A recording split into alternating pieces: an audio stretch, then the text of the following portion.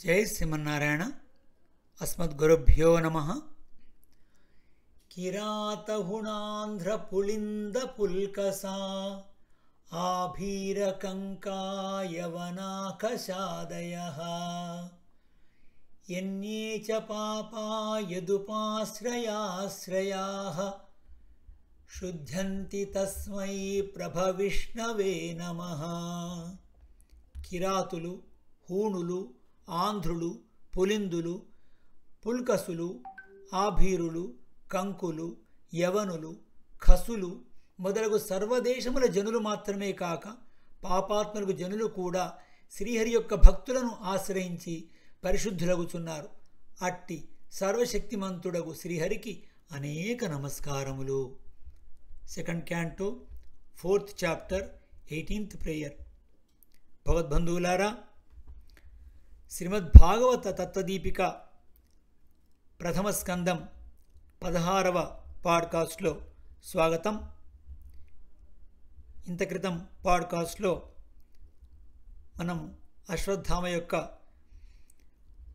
యుద్ధవైనము చివరి దశలో జరిగిన విషయాన్ని తెలుసుకున్నాం.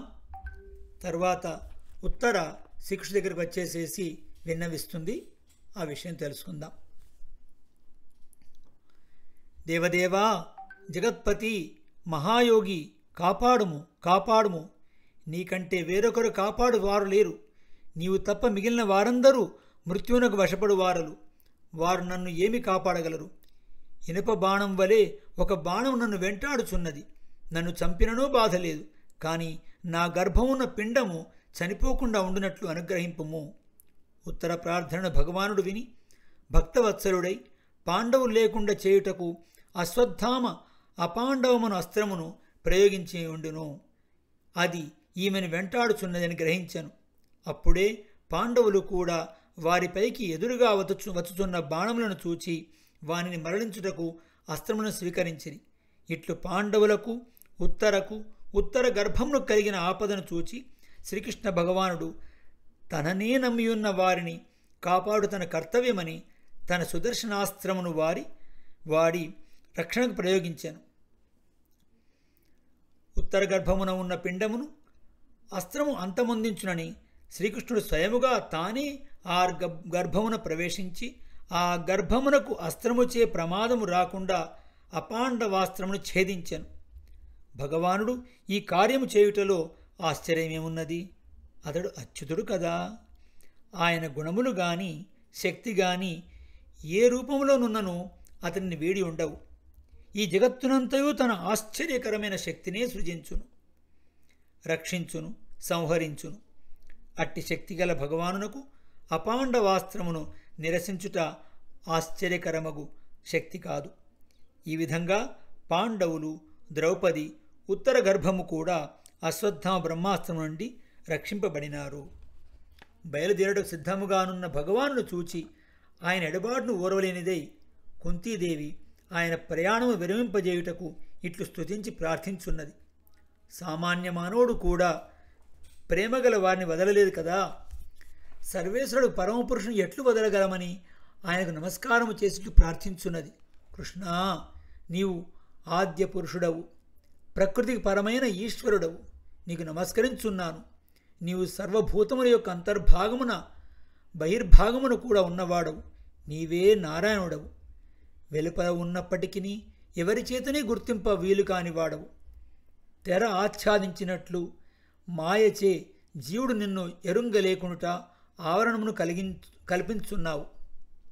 నీవు అధోక్షజుడవు. ఇంద్రియ వృత్తులకు నీవు గోచరుడవు కావు. వివిధములకు వికారమును పొందని వాడవు. అందుచే నీవు అవ్యయుడవు. యోగము చేత పరిశుద్ధమైన మనసు చేతనే నీవు గ్రహింపబడదువు కానీ మూఢమగు బుద్ధిచే గ్రహింపబడవు. నీవు రూపమును ధరించి మావలందరూ కనబడుచున్నావు. కానీ ఈ రూపము నాటకమును నటుడు స్వీకరించినట్లు స్వీకరింపబడినది. నీ యథార్థ స్వరూపమును ఎరుంగలేరు.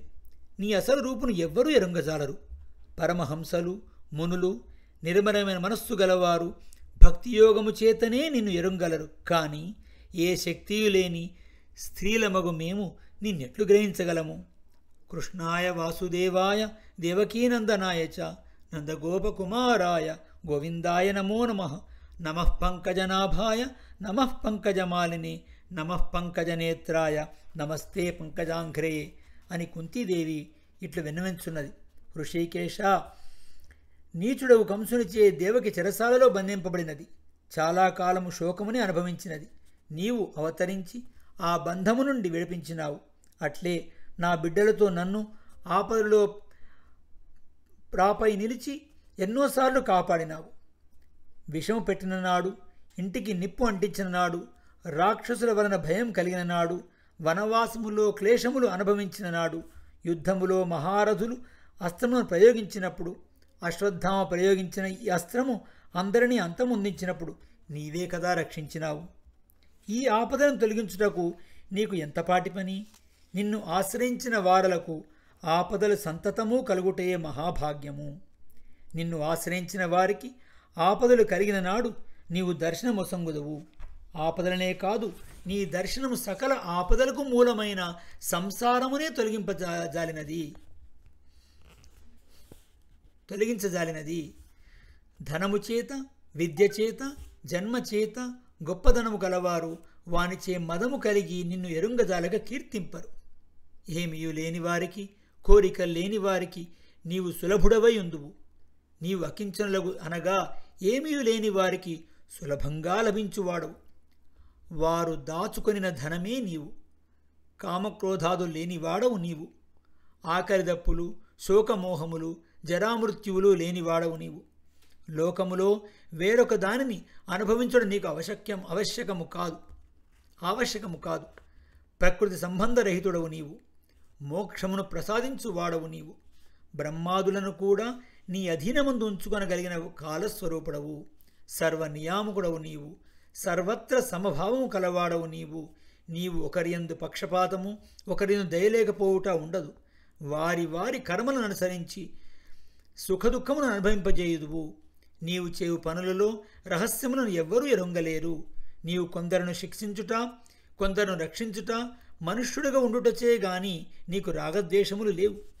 ఒకరిని దండించుట కూడా వారిని అనుగ్రహించుటకే. విశ్వాత్మకుడవు నీవు. జన్మలేని వాడవు. నీవు తిర్యగ్జంతువులలో, ఋషులలో, మనుజులలో, జలజంతువులలో వానితో సమానము రూపమును దాల్చి జన్మించుట కేవలం విడంబనమే. నీవు చేసిన ఒక లీల నాకిప్పటికీ మోహమును కలిగించున్నది. ఒకనాడు అమ్మ యశోద తప్పు చేసినావని తాడు పట్టుకొని నిన్ను కట్టుటకు సిద్ధపడినది. నీవు భయపడిపోతివి. కన్నుల నీరు నిండినది. ఆ నీటితో కాటుక కరిగిపోయినది. బెదరి బెదరి చూచున్నావు. ముఖము భయముచే వివరణమైనది. వణుకుచున్న నీ కన్నులు తొట్టుపాటుతో చరించిపోచున్నవి. అట్లు భయము నటించుచూ నిలిచిన నీ ముఖము నాకు ఇప్పటికీ మరుపు వచ్చుటలేదు. సర్వస్వతంత్రుడవు. మృత్యువు కూడా భయపడినట్టు చేసేది వాడవు. తల్లి వద్ద అట్లు భయం నటించుట ఎంత ఆశ్చర్యము! ఆ భయము కూడా నీవు నటించిన భయమును చూచి భయపడినది.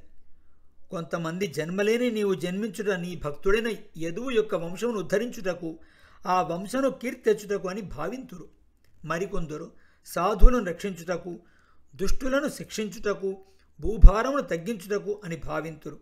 మరికొందరు సంసారార్ణవములో అవిద్య, కామ, కర్మలచే క్లేశపడుచున్న వారికి నౌకవలే నీ నామములను, నీ లీలను వినుటకు, స్మరించుటకు తగినట్లుగా అందించుటకే అని భావించిరి.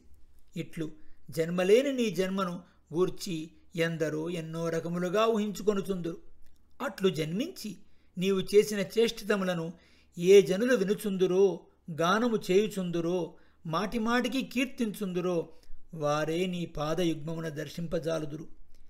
ఎవరు నిన్ను చూతురో సంసార ప్రవాహం వారిపై పడక ఆగిపోవును. స్వామి, నేను నీ పాదములనే నమ్మి ఉన్నవారము, నీకు మిత్రులము, నీకు భృత్యులము. మమ్ము విడిచి వెళ్ళవలని తలంచున్నావా? మాకు నీ పాదాంబుజం కంటే వేరొకటి శ్రేయమైనది లేదు. మాకు ప్రాప్యము, ప్రాపకము కూడా నీ పాదపద్మమే. మనుషులతో సమానమైన నామరూపములు కలిగిన నీ రూపమును దర్శించు భాగ్యము పొందుటకు యాదవుల వలె మాకు ఏ విధమైన అర్హతే లేదు. నీ దర్శనమునకు ఋషులు, తాపసులు మున్నగువారే అర్హులు కదా. నీ పాదచిహ్నములచే ఈ భూమి శోభించున్నది. నీవు వెళ్ళినచో దాని శోభ పోవును. నీ చూపులచే ఈ దేశము ఐశ్వర్యవంతమై పండి ఓషధులు లతలు కలదై కలకలలాడి మన వనములతో ప్రవహించని జలాశయములతో భాసిల్చున్నది. విశ్వేశ, విశ్వాత్మక, విశ్వమూర్తి, నీకు పాండవులయందు నాయందు యాదవులయందు సమానమైన ప్రేమ కదా, దాన్ని వేయుదువా? మధురాపతి, మాధవ, నా మనసును చేరక క్షణము కూడా నిలవకుండా ఉండునట్లు అనుగ్రహింపుము. శ్రీకృష్ణ, కృష్ణసఖ, యాదవ శ్రేష్ఠ, రాజవంశంలో జన్మించి లోకోపద్రవకారులైన రాజులను వెదురు వనము అగ్ని దహించినట్లుగా దహించువాడా, అనంతమైన వీర్యము కలవాడా, గోవిందా, గోవులకు, బ్రాహ్మణులకు, దేవతలకు ఆర్తిని హరించుటకై అవతరించిన యోగేశ్వర, అఖిల గురు భగవాన్ నమస్కారము అని కుంతీదేవి స్తుతించింది. దీని తర్వాత జరిగిన విషయాన్ని మరో పాడ్కాస్ట్లో మనం తెలుసుకుందాం. జయ శ్రీమన్నారాయణ. అస్మద్గురుభ్యో నమః.